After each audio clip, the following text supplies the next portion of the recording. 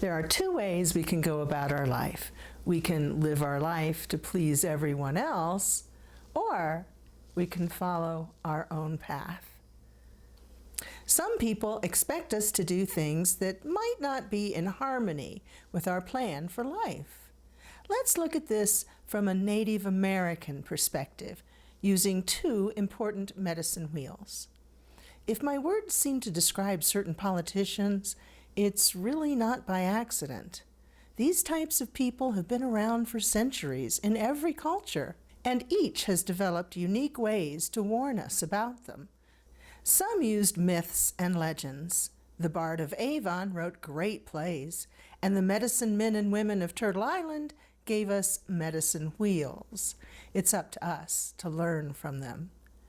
The Circle of Foxes and the Dance of the Coyotes medicine wheels show us two paths we may take in life.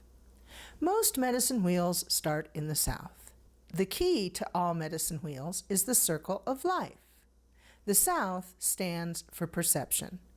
On the Circle of Foxes, we have the needy child. The person this medicine wheel describes never believes they have enough. They always need more, no matter how wealthy or popular they are. They act like a needy, wounded child or animal that's ready to fight to the death to get their way. Some people survive on very little, and yet they're happy. If they have a roof over their head and enough to eat, that's really all they need. Others want the finest car, the fanciest house, and to eat at the best restaurants. This is the difference I'm talking about. The person on the Dances of the Coyotes medicine wheel is a survivor. As long as this person has enough to survive, they're satisfied. When we're on the Circle of Foxes wheel, our mind tricks us into believing there's a shortage of everything: money, attention, jobs, love, food, everything. We believe our needs aren't being met. We must always fight to get what we deserve, and this puts us in a constant state of stress. When we dance with the coyotes, we know that having our basic needs met is all we really need, and this takes a big weight off our shoulders. Let's move on. In the Southwest, we have interpretation. On the Circle of Foxes, we're stubborn. We think the only possible explanation for our lack of success is that the deck is stacked against us. It must be, because we already know everything we need to know. Our mind isn't open to learning. When we dance with the coyotes, we're aware that we don't know everything, and we're willing to be taught.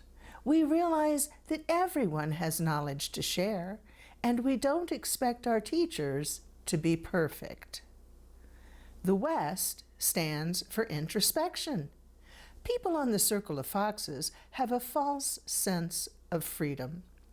They think they're the master of their fate, but they're fooling themselves.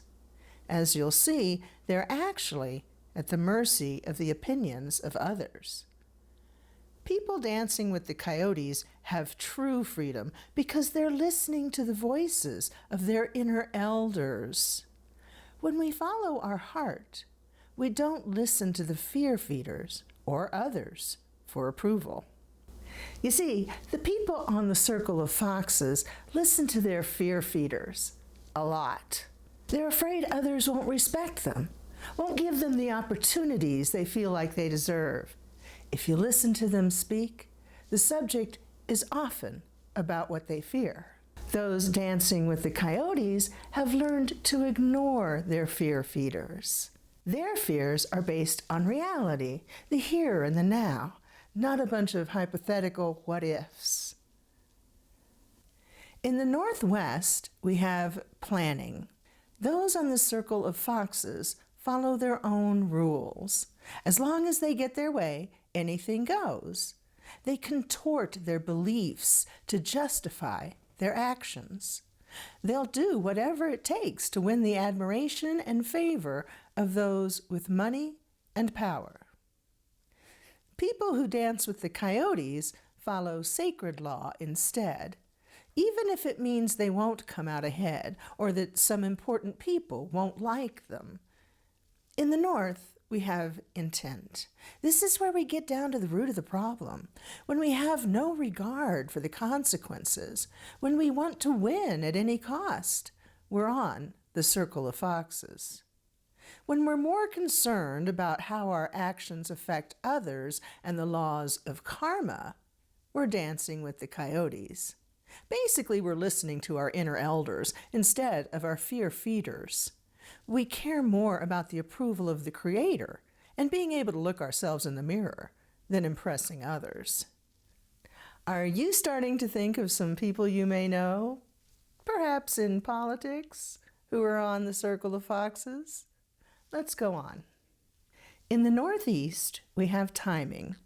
People who are dancing with the coyotes are trying to be efficient. They use the least resources necessary to get the best results possible. Naturally, those on the circle of foxes do the opposite. They do things the hard way. Since we already discussed how stubborn they are when we discussed the Southwest, it's predictable that they would try to reinvent the wheel rather than listen to anyone else. Their timing is all wrong. Instead of making progress, they want to dwell in the past and rehash things that were decided long ago. When we get to the direction of illumination, the East, we start to see the bigger picture. Those on the circle of foxes believe they are following a sacred dream. They think they're specially ordained by God to break all the rules and do whatever is necessary to get their way. This is why they have no regard for others who may be harmed in the process. It's those who are dancing with the coyotes who actually follow sacred law, respecting all life instead of worshiping money and power. This is because they've learned how to ignore their fear feeders. They don't live in constant fear of not having enough or being ridiculed. They're not concerned with how others view them. They focus on listening to the inner elders to make the world a better place. Now we move to the Southeast, where the problem starts. The Southeast stands for attitude and approach. Those on the circle of foxes are reactionary. They're reacting to their fear feeders more than anything else. Their policy is driven by fear. It's the coyote dancers who produce original thoughts, products, and policies. They're the ones who look outside the box to find solutions that benefit everyone, not just the elite few. When we're not afraid of the opinions of others, and we know that failure is part of the process to finding success, we're free to discover unique paths. Thank you for watching.